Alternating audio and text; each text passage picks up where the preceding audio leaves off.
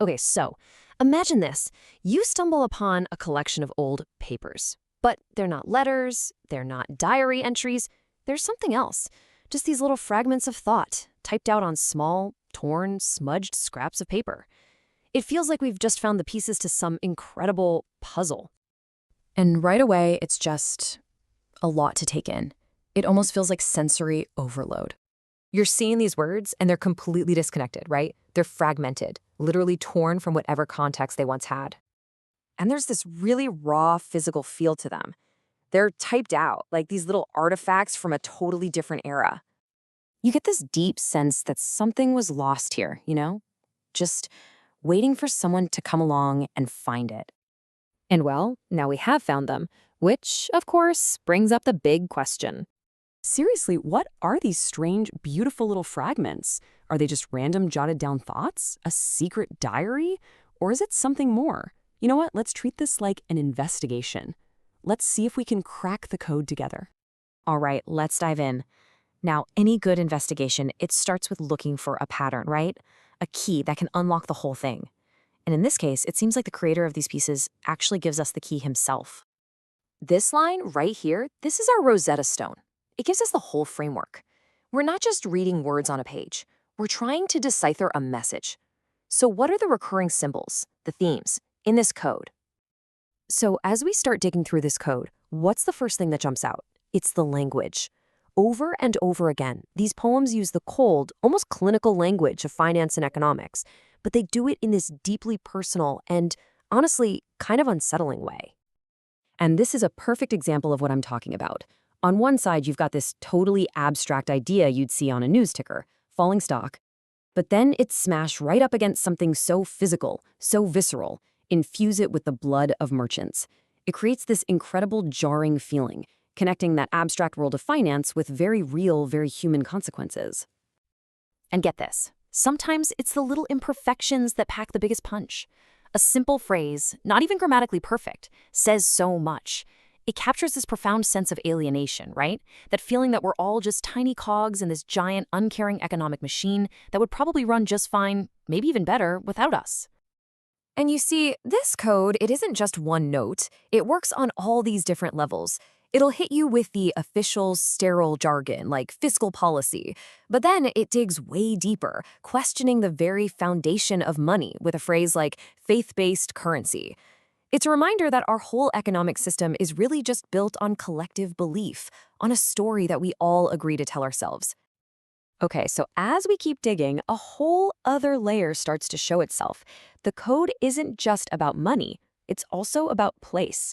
It is packed with references to urban life, painting this fragmented but incredibly vivid picture of the modern city. On one hand, these poems are super specific. We see actual place names like Berkeley and Los Angeles, and that really grounds the work in a real physical place.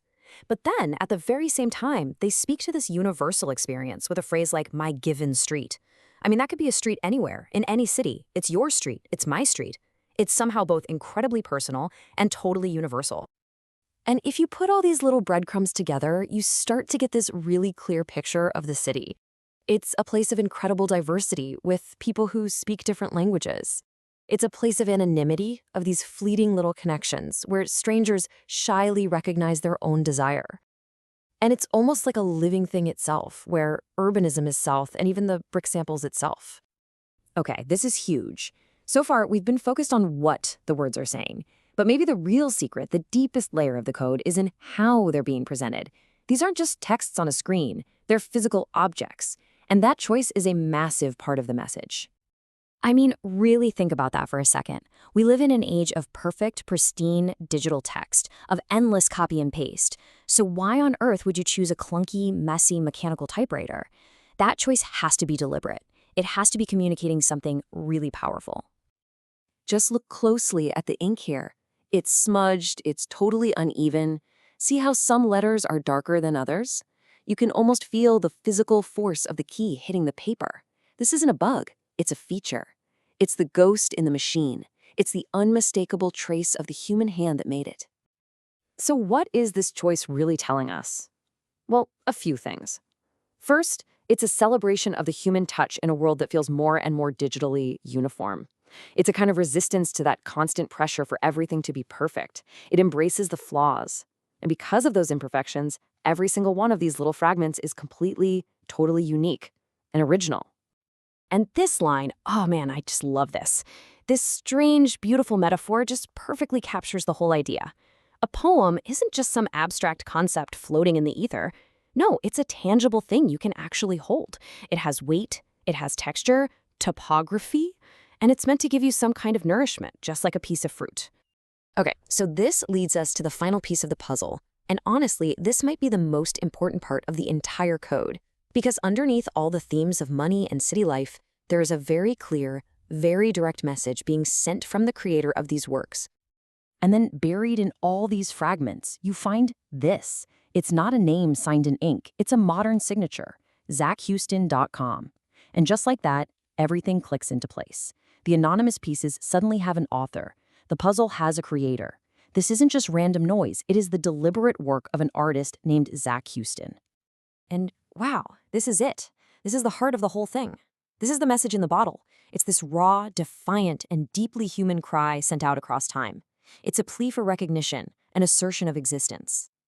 In a world where everything feels so temporary, this is a powerful declaration of authorship, a claim on a legacy. It's just, I was here. I made this. So that's what we're left with. It's pretty powerful, right? Zach Houston typed out his messages on these little scraps of paper and then scattered them out into the world for people like us to find. And it really makes you wonder, in our own digital, fleeting world, what tangible pieces of ourselves, what defiant messages are we going to leave behind for the people of the future?